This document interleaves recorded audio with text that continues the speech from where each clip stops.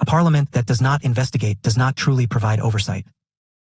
In every functioning democracy, parliament is meant to be more than a debating chamber.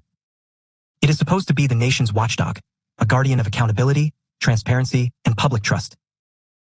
Yet in Saint Lucia, one of the most important instruments of parliamentary democracy remains largely dormant, the parliamentary committee system. This should concern every citizen. There is a dangerous pattern developing in our national life. Every time the country faces another wave of violent crime, another allegation of corruption, another institutional controversy, or another public crisis, the nation receives statements, press conferences, expressions of concern, promises of seriousness, but very little investigation. And perhaps most troubling of all, many of the statements coming from those entrusted with leadership sound no more informed, decisive, or empowered than the frustrations expressed by ordinary citizens themselves. That should alarm us. Because leadership is not merely the ability to comment on a crisis. Leadership is the ability to activate institutions to confront it. This is where Parliament has failed the country. Saint Lucia's parliamentary framework already provides mechanisms for meaningful oversight. Select committees and joint select committees exist precisely for situations where ordinary parliamentary debate is insufficient, where the nation requires evidence, examination, expert testimony, and structured scrutiny. These committees may examine matters referred to them, call for persons, papers, and records, gather evidence, and report findings back to Parliament. Yet despite rising crime, unresolved governance concerns, allegations involving public administration, and growing public distrust in institutions, these mechanisms remain dramatically underused. And that dormancy has consequences. Because if committees do not meet, there is no sustained oversight. If there is no oversight, there is no accountability. And if there is no accountability, there is no real democracy, only the appearance of one. A parliament that merely convenes to debate motions, exchange partisan rhetoric, and pass legislation without serious committee scrutiny becomes performative rather than functional. Democracy is not measured by how loudly representatives speak inside the chamber.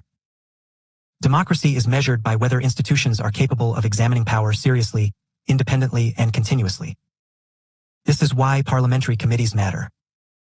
A crime select committee could examine homicide trends, gang activity, firearms trafficking, border security, witness protection, prison conditions, police resources, forensic capacity, youth violence, and failures within the criminal justice system.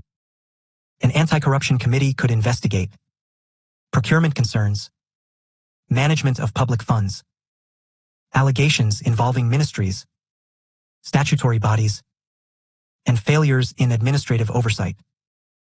A public administration committee could assess whether state institutions are functioning lawfully, efficiently, and transparently. These are not radical ideas. These are standard parliamentary tools across Westminster democracies. Ironically, Saint Lucia already possesses the authority to establish such committees. The problem is not absence of power. The problem is absence of political will. And in practice, cooperation from the government side often determines whether a committee becomes effective or merely symbolic. That is the uncomfortable truth.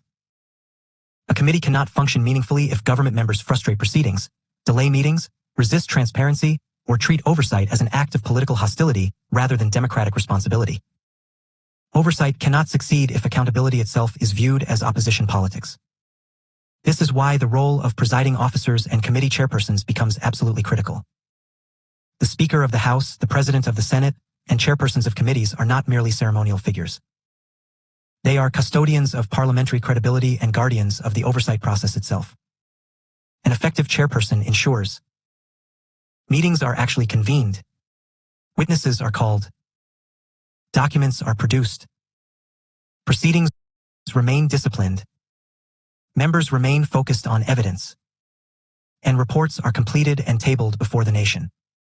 Without strong committee leadership, committees become stagnant. Without institutional seriousness from presiding officers, accountability mechanisms decay into empty formalities. And perhaps this explains part of the growing national frustration, the sense that institutions exist on paper, but rarely in practice. We cannot continue pretending that governance consists only of speeches after crises occur. The country does not need leaders who merely describe problems with the same helplessness as the public. The country needs institutions that investigate problems relentlessly until answers are found. Parliament was never intended to be a spectator to national decline. It was intended to be one of the principal instruments through which the people hold power accountable. But accountability requires structure. Structure requires committees. Committees require leadership. And leadership requires courage. If committees never meet, scrutiny never happens. If scrutiny never happens, public trust collapses. And when public trust collapses, democracy itself begins to hollow out from within. Saint Lucia does not need less parliamentary oversight. It needs Parliament to finally use the oversight powers it already possesses. Because a Parliament that only debates is incomplete. A Parliament that investigates becomes relevant. And a Parliament that holds power accountable becomes indispensable.